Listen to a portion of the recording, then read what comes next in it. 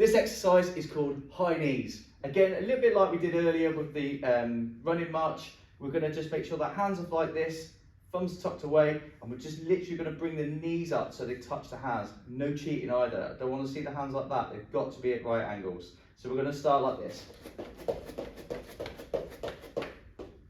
Muscles you're going to be working are the quads, glutes, everything around here. Heart rate's going to go up again, and also you're going to be holding isometrically, so you're going to be using those arms to keep everything still.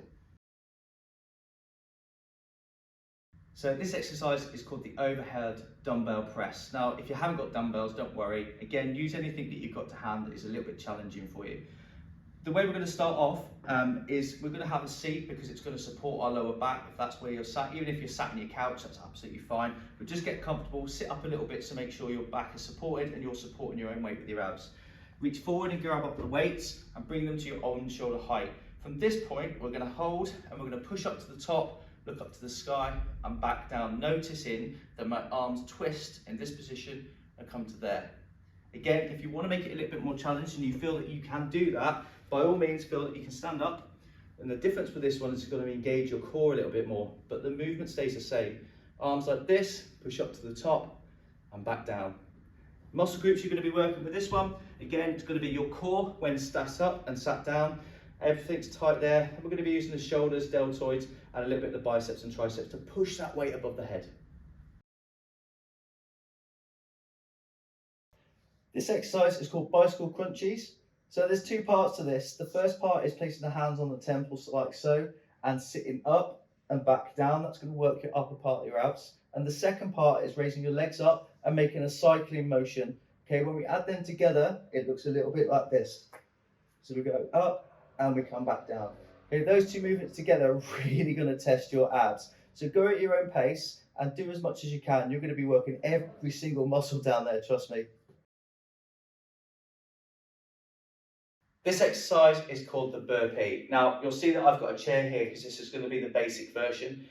You use this as if it was a sofa or a chair or a kitchen chair, anything you may have at home. Simply put your hands onto the side here, making sure that your back is nice and straight.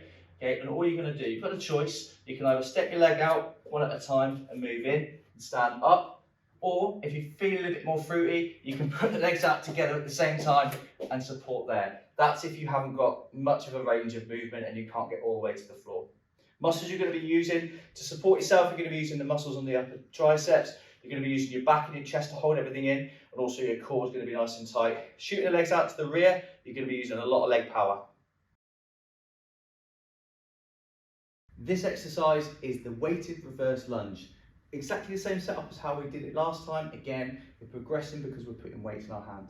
Simple setup, exactly as we did before. Two versions this time, so we can either have the weights in each hand, which gives us a bit more stability. So we tense our core, we look up, and we step gently back and lunge. Remember, you can, if you feel like it, put your knee to the floor, stand up again in that position, and again to this one, exactly the same movement.